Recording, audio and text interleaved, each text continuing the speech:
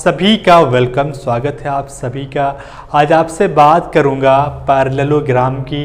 Parallelogram की story क्या है, इनकी हकीकत क्या है, आइए इनकी परिभाषा को देखने की कोशिश करते हैं। इनकी परिभाषा क्या है?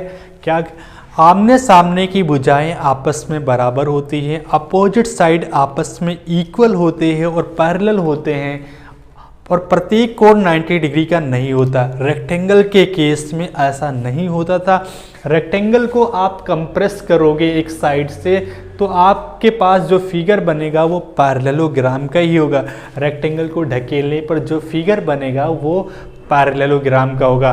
पैरेललोग्राम में 90 डिग्री, प्रत्येक कोण 90 डिग्री नहीं होता है, जबकि रेक्टेंगल के केस में प्रत्येक कोण 90 डिग्री का होता था। स्क्वायर के केस में भी प्रत्येक कोण 90 डिग्री का होता था। अब आप देखिए कि आपके पास यहाँ पर क्या है, ए बी सी डी के इक्वल है, यानी अगर ये एल है तो ये भी एल है, बी सी ए डी के इक्वल है, बी है तो बी है, और ये आमने सामने की भुजाएं आपस में पैरेलल होती हैं। ये पैरेलल का साइन है आपके पास। पैरेललोग्राम में जो दो डायगोनल होते हैं, दोनों डायगोनल आपस में बराबर नहीं होते, जबकि रेक्टेंगल और स्क्वायर के केस में आपस में बराबर होते थे। D1 is not equal to D2 होता है। अब ऐसा क्यों होता है? आप देखिए, जब आप इसको ज़्यादा कंप्रेस करोगे तो AC की वैल्यू बढ़ती जाएगी और BD की वैल्यू छोटी होती जाएगी, यानी लंबाई AC की इंक्रीज होती जाएगी, BD की लंबाई डिक्रीज होती जाएगी, जिससे ये दोनों आपस में इक्वल नहीं होंगे। एक और वजह आपको बताऊंगा। पहले ये देखिए कि एंगल A एंगल C के इक्वल होता है, एंगल B एंगल D के इक्वल होता है, और sum of adjacent angle is equal to 180 degree, यानी angle A plus angle B is equal to 180, angle B plus C is equal to 180, angle C plus D is equal to 180, और D plus A का सम 180 होता है, यानी sum of consecutive angle is equal to 180 degree होता है। ऐसा होता है पैरेललोग्राम में ही ऐसा होता है। अब आप देखिए कि पैरेललोग्राम में इससे पहले के केस एपिसोड में आपने देखा था रेक्टेंगल और स्क्वायर के केस में कि ये परपेंडिकुलर बाइसेक्टर, स्क्वायर में क्या होता था, ये परपेंडिकुलर बाइसेक्टर होता था, जबकि पैरेललोग्राम में ये परपेंडिकुलर बाइसेक्टर नहीं होते, यानी ये 90 डिग्री पे इंटरसेक्ट नहीं करते, और ये 90 डिग्री पे इंटरसेक्ट नहीं करते तो ये परपेंडिकुलर नहीं होंगे। आइए एक और ऐसा क्यों होता है मैंने बताया आपको, रीज़न भी बताऊंगा। पहले ये आप देखिए कि दोनों डायगोनल आपस में इक्वली बाइसेक्ट करते हैं। ऐसा इक्वली समद्विभाजित क्यों करते हैं? क्योंकि O जो होता है वो मिड पॉइंट होता है, O मध्य बिंदु होता है, और O अगर मध्य बिंदु हो गया तो ये क्या हो जाएगा, ये इसके इक्वल, ये इसके इक्वल हो जाएगा। इतनी बात आप लोग गेन कर पा रहे हो। पैरेललोग्राम के केस में दोनों डायगोनल आपस में इक्वली बाइसेक्ट करते हैं।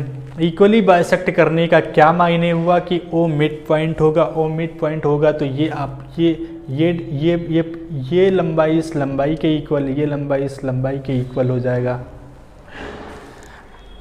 अगले पॉइंट पे आते हैं। आपने देखा, मैं अगर इस हिस्से को ड्रॉ कर दूं, DCAB को यहाँ पर अगर मैंने ड्रॉ किया, DCAB को ड्रॉ किया, आपको पता है कि अल्टरनेट एंगल आपस में इक्वल होता है, एकांतर कोण आपस में बराबर होता है। अगर ये x है तो ये भी x होगा, यानी इस हिस्से की अगर बात करो तो ये x है तो क्या हो जाएगा, ये अल्टरनेट एंगल आपस में इक्वल होता है। और ये क्या होगा, एकांतर कोण, ये भी z है तो ये y अगर हो गया तो ये y होगा, ये y है तो ये y हो गया। तो आप देखिए ये वाला x के पैरेललोग्राम के केस में ये डायगोनल एंगल बाइसेक्टर भी नहीं होते, ना परपेंडिकुलर बाइसेक्टर होते हैं ना एंगल बाइसेक्टर होते हैं, यानी वर्टेक्स एंगल को बाइसेक्ट नहीं करते, शीर्ष कोण को समद्विभाजित नहीं करते हैं। ऐसा पैरेललोग्राम के केस में ना परपेंडिकुलर बाइसेक्टर होते हैं ना एंगल बाइसेक्टर होते हैं, यानी ये आपस में इक्वल है, तो ये अगर अल्फ़ा है तो ये इस अल्फ़ा के इक्वल होगा, क्योंकि अल्टरनेट एंगल इक्वल होता है। ये बीटा है तो ये इस बीटा के इक्वल होगा। ये अल्फ़ा प्लस बीटा इस अल्फ़ा प्लस बीटा के इक्वल होगा। और आप देखिए, अगर आपके पास ये है आपके पास पैरेललोग्राम, आपने देखा अगर ये एंगल 60 है तो ये एंगल 120 होगा, क्योंकि sum of adjacent angle is equal to 180 degree होगा। अगर ये ऐसा है तो यहाँ से अगर आप डायगोनल ड्रॉ करोगे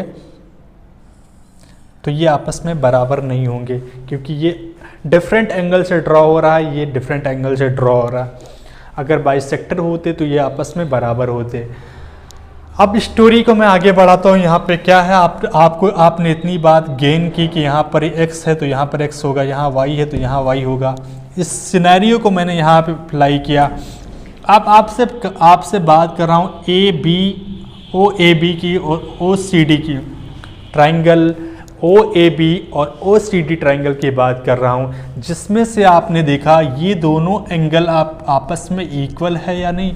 आपका जवाब होगा ये दोनों एंगल आपस में इक्वल है। अगर इक्वल है तो आपने देखा ये लाइन क्या है, L है, लंबाई है, और ये आपस में इक्वल होते हैं, लंबाई आपस में इक्वल होता है। तो दो एंगल आपस में इक्वल, एक साइड आपस में इक्वल, यानी एंगल साइड से क्या प्रूफ हुआ, आप कहोगे ये कॉन्ग्रुएंट प्रूफ हुए।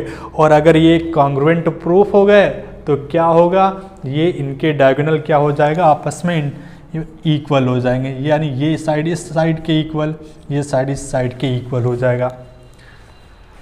O मिड पॉइंट है, और ये क्यों बराबर क्यों होते हैं, यानी OA is equal to OC क्यों होता है, OB is equal to OD क्यों होता है, ये आपको मैंने प्रूफ कर दिया, क्योंकि ये कॉन्ग्रुएंट प्रूफ हो गए। और कॉन्ग्रुएंट प्रूफ हो गए तो इनका सारी चीज़ें बराबर हो जाती है। इतनी बात आप लोग गेन कर पा रहे हो।